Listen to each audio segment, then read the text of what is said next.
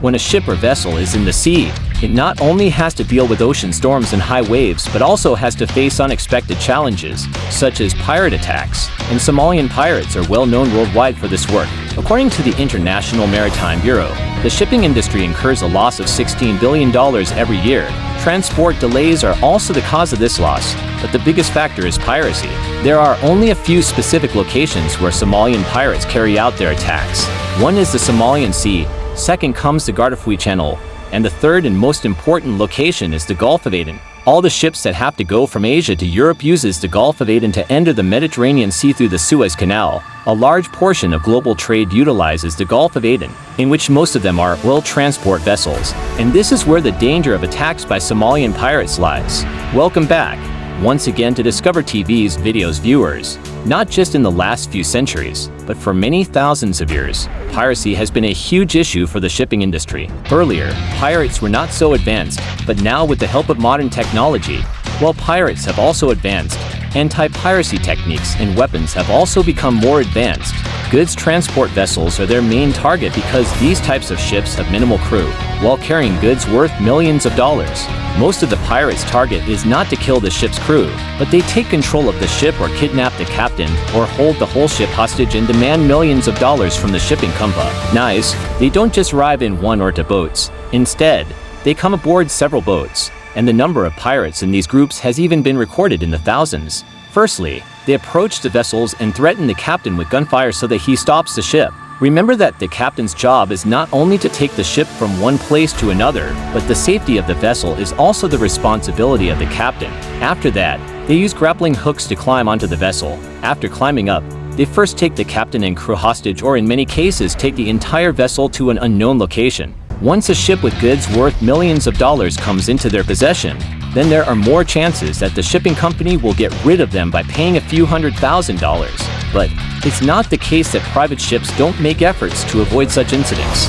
Modern ships these days are no less than anyone else in their efforts to escape from pirates. When a vessel is at risk of pirates approaching them, so, first of all, they need to inform the nearby coastal security authority. After that, the captain increases the vessel's speed.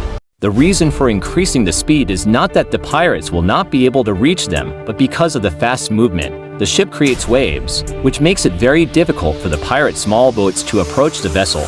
Now, until the coastal authorities reach the vessel and confront the pirates. During this time, the captain along with all the crew members have to waste the pirates' time, and for this task, various advanced methods are used, in which the number one is water cannons. Water cannons are installed on almost all ships, and they are considered the most effective method to deter pirates. This type of nozzles are attached to the four sides of the ship or vessel. Each nozzle has the capability to expel 1,350 gallons of seawater in just 1 minute, meaning every passing minute, 5,110 liters of water, and that too from separate nozzles. It's so much water that it can fill an average-sized swimming pool in just 10 minutes. Its pressure is 175 psi, or 10 times more than the air pressure in a car tire. With such high pressure, when it hits the pirates, it can knock them off their boats, and in some cases, even flip their entire boat upside down. The nozzle, made of marine-grade stainless steel, is operated using a joystick from the operations room, and it can also be set to auto mode. When water with such high pressure hits the pirates' boats, their ability to operate is greatly diminished. They end up spending more time trying to regain control of their boats, if they still manage to get close to the vessel, or if they have a large yacht, so it can be pushed away by aiming the water cannon at their yacht. Apart from water cannon, many ships are also equipped with such wheels, from which water is filled inside the pirates' boats. When the pirates manage to get close to the vessel, these wheels are turned on. Due to the water coming out of it, the pirates' boats get filled with water and the speed of the boat decreases. In such a situation, the pirates on board are forced to move away from the vessel. P-traps. In that situation, when these two methods do not work, then P-traps are used. These are the hard steel frames extending outward on both sides of the ship, in which steel wires are attached. As the pirate approaches the vessel, the steel wires are released into the water. Pirates often use speed boats equipped with a propeller, and these steel wires get entangled in the propeller, which causes the engine of the boat to get stuck. Pirates start to free the boat's engine with steel wires, and ultimately their valuable time is being wasted. LRAD, or long-range acoustic device. This special device actually generates a sound beam that, upon hearing, humans want to flee from. It has a range of up to 5 kilometers and makes a sound like this. The pitch of this sound is very high, so high that humans cannot tolerate it. The LRAD is not only used in anti-piracy operations but is also often employed to disperse protesters. In addition to all these methods, in the case of pirate attacks, electric fences are installed on many vessels. The voltage in this fence is not so high that someone will die, but it is not so easy to touch it either. But because if this fence is attached to the vessel all the time, the birds sitting on the ship may also die. For this reason, as soon as the attack is over, it is folded back and closed. In April 2009, the cargo ship of the shipping company Maersk Alabama set sail from Oman towards Kenya. Near the coast of Somalia, around 1,000 pirates attacked it and put the crew members in great danger. This was the first time in 200 years that pirates had attacked an American ship.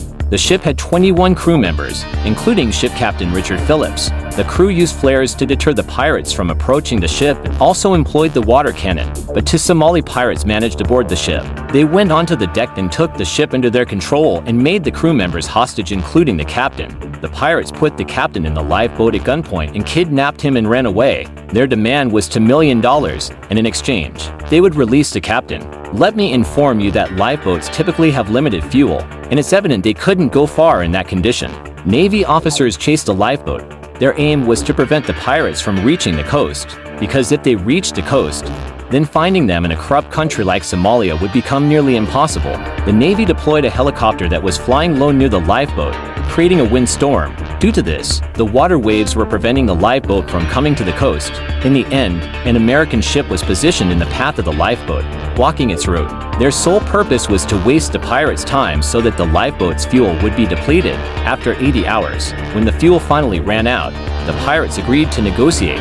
Their demand was to be taken to the coast of Somalia, otherwise they will kill Captain Phillips. There were a total of 3 pirates in the lifeboat who had taken a captain hostage. If the Navy made a single wrong move, the result will be the death of the captain.